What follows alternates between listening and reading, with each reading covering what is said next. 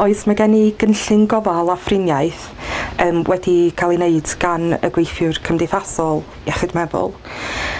Mae hwn yn helpu i mi gan fod dwi'n gallu gweld sut i symud ymlaen, ond yn edrych ar yr holl ran,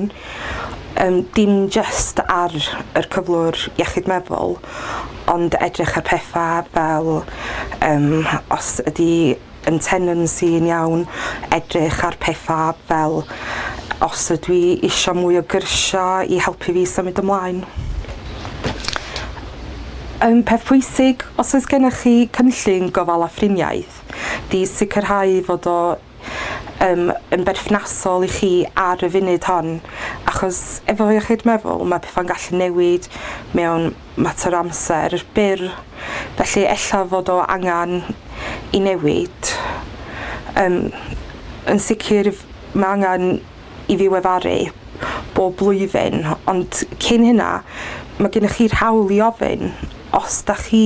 yn meddwl fod pethau wedi newid i edrych arno fo eto.